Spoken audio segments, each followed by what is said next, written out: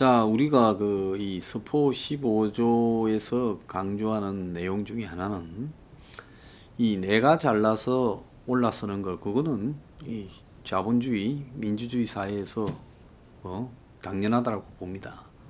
그렇지만은 내가 잘난 게 아니라 부모의 찬스를 가지고 신분이 세습되어서 올라서게 되는 거는, 이거는 적어도 막아야 되는 사회가 옳다라는 겁니다.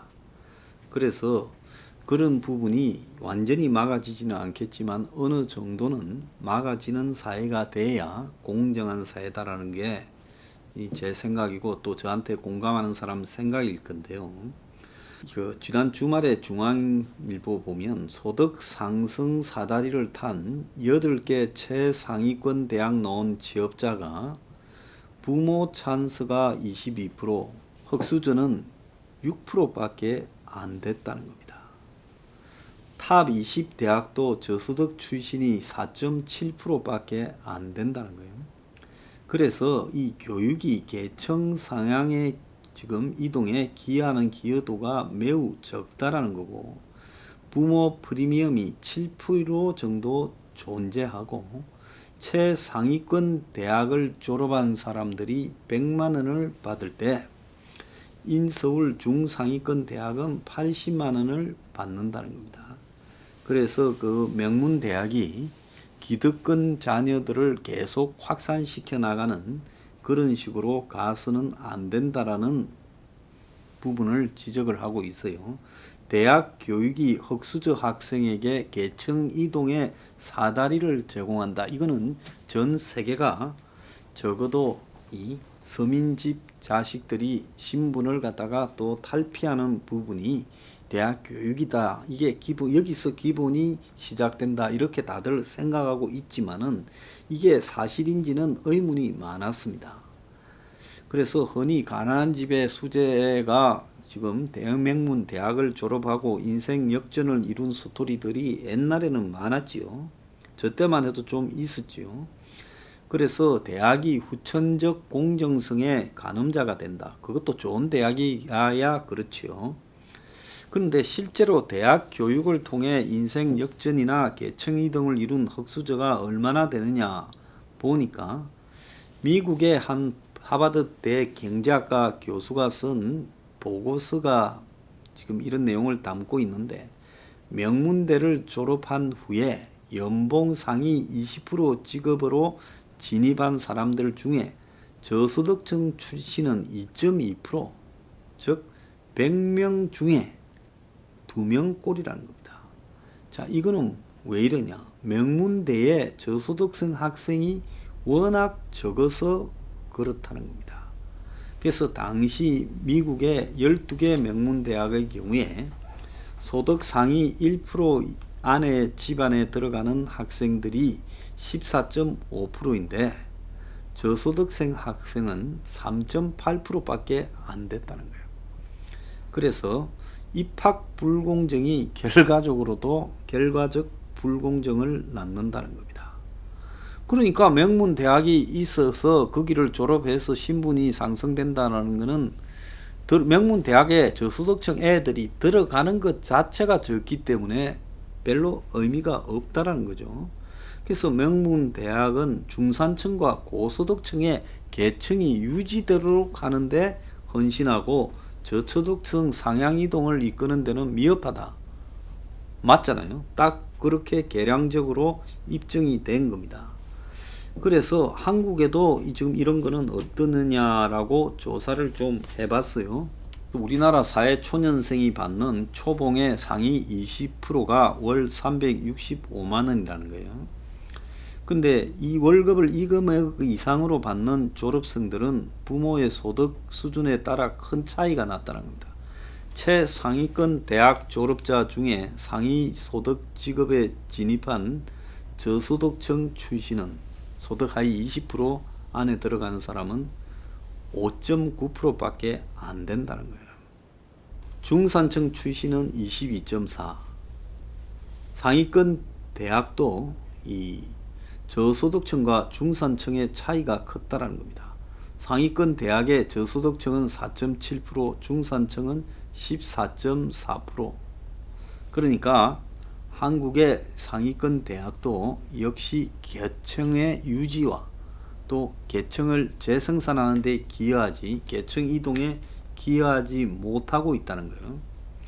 그런데 최상위권 대학의 경우에 흑수저 출신이 상위 소득 직업으로 들어간 비율이 평균 51.4, 중산층은 57.9였다는 겁니다. 그러니까 상위권 대학 출신도 상향 이동이 36.3, 계층 유지가 44.2라고 이렇게 나오는 거예요. 한국의 상위권 대학 이상 졸업자의 경우 흑수저 출신이 상위 소득으로 들어갈 확률이 비교적 높았다는 겁니다. 근데 문제는 뭔가 하면 이 상위권 대학에 들어갈 가능성에 중산층 이상 학생들이 훨씬 많다는 거예요.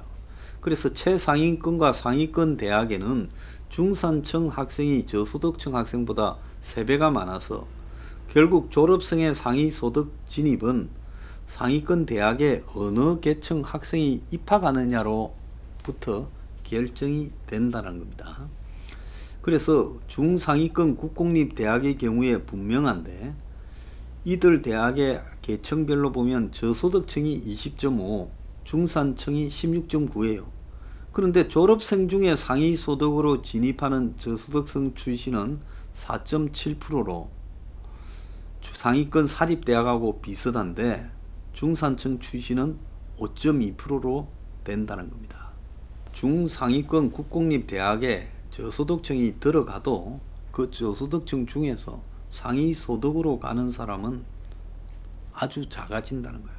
그 중산층도 줄어들지만은 그래도 저소득층보다 적게 들어갔는데 더 많아진다는 겁니다. 그래서 졸업 후의 소득 수준은 학벌이 매우 좌우하는데 이 최상위권 졸업생들의 평균 소득을 100으로 봤을 때 최상위권 다음에 상위권은 91, 서울 중상위권 사립대학은 80만원 이렇다는 겁니다. 그래서 이거는 곧바로 어느 대학을 갔느냐가 졸업 직후부터 학벌 프리미엄이 계속 가고 있다는 거예요. 그래서 이런 통계들을 보면 한국 사회에 지금 이 저소득층 출신들이 기본적으로 가면 갈수록 좋은 대학에 들어가지 못한다는 거예요. 자, 오늘 아침에 어떤 통계를 보면요. 대학교에 들어가는 대입이 지금 정시가 2022년에 대입이 정시 24, 수시 76이라는 거예요. 학종은 좀 감소했습니다만은 수시를 줄이고 정시를 늘렸다 해도 이 정도의 차이라는 거예요. 근데 여기서 대입 부모의 영향력이 논술, 수능, 학종 등으로 이렇게 크다라는 겁니다. 그러니까 정부 정책의 그 예상과는 달리 부모 찬스가 내신보다도 정시에 더 크다 이런 이야기가 나오고 있습니다. 그래서 이 정부는 학종 쓰는 것보다 내신 위주의 전형보다 수능에서 부모 찬스 영향이 더 커지고 있다 이런 조사가 지금 발표가 됐어요. 그래서 제일 큰 게 논술이고 그 다음에 수능이고 그 다음에 이 학종이라는 겁니다. 그러니까 지금 학종으로 했을 때 부모들이 잡고 휘둘고 하면서 부모의 영향력이 커지는데 이게 사실은 수능에서 더 나오고 있고 또 논술에서 제일 심하게 난다는 겁니다. 자, 그래서 이 캔사스 대학 사회학과 김창환 교수 연구팀이 입시 제도에서 나타나는 공정성을 부모의 소득, 자산, 교육 수준 등 가족 배경은 어디에 제일 영향을 미치느냐 하니까 논술, 수능, 학종 순으로 입시에 영향을 미쳤다는 거예요. 그래서 2009년부터 2013년까지 4년제 대학 진학자한테 가족이 미친 영향을 조사를 했어요. 그래서 부모가 가진 이런 힘들이 지금 어떻게 전형별로 이 상위권 대학 서울 11개하고 카이스트 포항공대에 영향을 미치느냐 보니까 상위 20%와 하위 20% 간의 엘리트 대학 진학할 확률 격차는 수능 위주인 정시에서 8.4%는 8.4%요. 내신에서는 4.8, 그리고 논술에서는 19.2까지 영향을 미친다. 이렇게 나왔다는 겁니다. 이게 지금 맞는지 모르겠는데 흔히 학종이 상위층에 유리하다라고 이렇게 되어 있는데 이니 비리가 있지만은 학교 내 경쟁이기 때문에 소재지에 따른 계층 격차를 약화시킨다. 그래서 불평등이 내신에는 크게 반영되지 않는다라고 이야기를 하죠. 학종이 내신 위주로 만들어지니까요. 그러면서 이 학종이 불공정하다라고 많은 사람이 생각하는 이유가 직접 경험의 편향 효과, 즉 친구와 나와 다른 전형을 선택해 좋은 대학을 가는 걸 보고 불이익을 받았다, 이렇게 생각을 해서 이 내신이 불공정하다 학종이 생각을 하는데, 실제로는 제일 불공정한 게 논술이라는 겁니다. 그러니까 이 논술이라는 거는 그야말로 애들이 복합적으로 사고할 수 있는 능력을 갖춰야 되니까 이거는 논술 학원에 가서 어떻게 배우고 돈이 들어가야 되는 부분이라는 거예요. 이 논술 부분이 크다라는 부분에서 제가 봤을 때는 이런 부분에 대한 연구조사가 발표되는 이유는 현재 입시 제도를 건드리지 말라는 의미도 상당히 포함되어 있다고 저는 보고 있습니다. 그리고 또 솔직히 학종에서 나타나는 비리 부분들에 대해서 대중적으로 접근할 수 없는 엄밀한 부분이 있기 때문에 그럴 것이다라고 생각하지 그것을 제대로 입증하지 못하는 부분도 있다고 봅니다. 그래서 저는 이렇게 생각을 할 때 이 대입 부분이야말로 오늘 지금 앞에서부터 쭉 이야기한 유일하게 신분을 상승시킬 수 있는 계기가 어느 대학을 들어가느냐, 어느 대학을 들어가서 그 다음에 이제 어떤 직업을 선택하느냐에 따라 신분 상승이나 계층 이동이 완료되는데, 이 부분에서 대학에 들어가는 것이 그야말로 가장 결정적이죠. 대학 나와서 취업하는 것보다 대학에 들어가는 것이 더 결정적이라는 겁니다. 그러면 대학에 들어가는 부분을 가장 투명하게 하는 부분은 대학에 들어가는데 내신이나 학종이 굳이 필요할 이유가 없다라는 거예요. 그렇지 않습니까? 대학교 들어가는데 고3 기간 동안에 학교에서 어떻게 했는가라는 부분은 저는 이 현재의 이 고등학교 교육 자체가 한국에도 비리도 많고 문제도 많아요. 그렇기 때문에 왜 그걸 평가해야 됩니까? 대학에 들어가서 이렇게 대학 교육을 할 수 있는 학업 능력을 갖췄는가만 평가하면 될 거 아니에요. 그래서 그렇게 본다면 저는 이 대학에 들어갈 때 정시 위주의 입시를 가야 되고, 그리고 정시 위주의 입시에서는 그야말로 이 논술도 약화시켜야 된다, 이렇게 봅니다. 결국 대학이 전부 시험에 내는 논술 시험이나 이런 것들이 이 대학에 이 학생들을 뽑을 수 있는 선출권을 강화시키기 위해서 그렇게 만드는 거고, 그 강화 속에서는 부잣집 애들이 논술이나 이런 부분에서 훨씬 유리하게 접근할 수 있는 부분을 만드는 겁니다.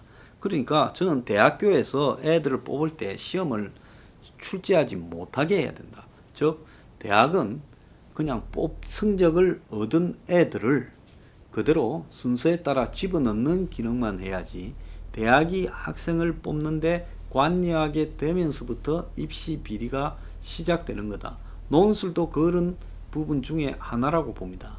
그렇기 때문에 대학은 출제하지 말고 그 다음에 내신은 없애고 정시 위주로만 가되, 그 정시도 굳이 논술 공부를 하지 않은 학생들도 다 가능한 시험을 칠 수 있도록 전체적인 학업 수준의 난이도를 조금 낮춰야 된다 봅니다. 이렇게 해서 시골에서 학교 다녀도 열심히 공부한 학생들은 대학에 정시만으로 들어갈 수 있도록 하는 것. 그것이 오늘날 한국의 신분 격차를 가장 완화시킬 수 있는 방법이다. 그래서 우리 서포 15조에서 그냥 시험만으로 대학에 들어가자. 내신도 필요 없다. 그리고 논술도 필요 없다. 이런 게 이런 조사에서도 거의 입증되는 거예요. 그래서 적절하게 난이도만 이렇게 조정해서 시험만으로 성적대로 대학에 들어가는 것. 그것보다 더 공정한 이렇게 계층 상승의 방법은 없다라는 겁니다.